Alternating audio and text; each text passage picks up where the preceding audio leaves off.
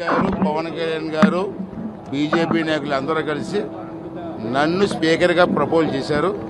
ఒంటిగడికి nomination వేశాను. చాలా హ్యాపీగా ఫీల్ అవుతున్నాను. ఎందుకంటే 83 నుంచి నేను రాజకీయాల్లో 42 సంవత్సరాలు పెట్టున్నాను.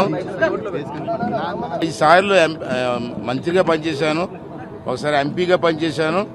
ఇది నాకు కొత్తగా ఆఖరు దశలో స్పీకర్ పోస్ట్ వచ్చింది, గౌరవమైన పోస్టు. ఆ గౌరవమైన పోస్టుకి ఏ భంగం కలగకుండా నేను కూడా గౌరవంగా ఉంటాను. ఆ కుర్చీలో కూర్చున్న తర్వాత పార్టీ గుర్తురాదు. అంచేత ఎవరు మాట్లాడినా ప్రతిపక్ష సభ్యులు అన్నారు, ప్రతిపక్ష హోదా ఉందా? ప్రతిపక్ష సభ్యులు అంటే ప్రతిపక్ష హోదా ఉందా? లేదు కదా. అయినప్పటికీ కూడా గౌరవిస్తాం. ఎవరైనా సభ్యులు మాట్లాడతారంటే విపులంగా మాట్లాడతాను, అది అవకాశం ఇస్తాను. అవసరమైతే వాళ్ళకి ట్రైనింగ్ కూడా ఇస్తాను. ప్రజలకి అర్థమయ్యే విధంగా సభ్యులందరికీ కూడా మాట్లాడే అవకాశం ఇచ్చి ప్రజల తాలూకు ఆలోచనల్ని అసెంబ్లీలో ప్రతిబింబించి ఇప్పుడు ఈవేళ నేను చెప్తున్నాను, ఒక విషయం చెప్తున్నాను. ఈవేళ ప్రజలు మాకు ఇచ్చేది పదవి కాదు, బాధ్యత. ఆ బాధ్యతని మేము నెరవేరుస్తాం, దాంట్లో అనుమానం లేదు.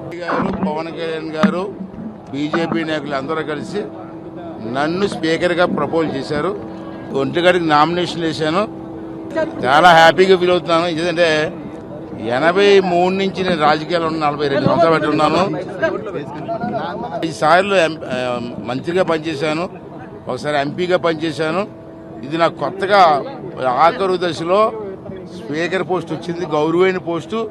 ఆ గౌరవమైన పోస్టుకి ఏ భంగం కలగకుండా నేను కూడా గౌరవంగా ఉంటాను.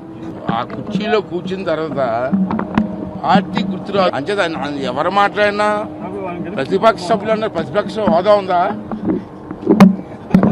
ప్రతిపక్ష సభ్యులు అంటే ప్రతిపక్ష హోదా ఉందా? లేదు కదా. అయినప్పటికీ కూడా గౌరవిస్తాం. ఎవరైనా సభ్యులు మాట్లాడతారంటే విపులంగా మాట్లాడతాను, అది అవకాశం ఇస్తాను. అవసరమైతే వాళ్ళకి ట్రైనింగ్ కూడా ఇస్తాను. ప్రజలకి అర్థమయ్యే విధంగా సభ్యులందరికీ కూడా మాట్లాడే అవకాశం ఇచ్చి ప్రజల తాలూకు ఆలోచనల్ని అసెంబ్లీలో ప్రతిబింబించి ఇప్పుడు ఈవేళ నేను చెప్తున్నాను, ఒక విషయం చెప్తున్నాను. ఈవేళ ప్రజలు మాకు ఇచ్చేది పదవి కాదు, బాధ్యత. ఆ బాధ్యతని మేము నెరవేరుస్తాం, దాంట్లో అనుమానం లేదు.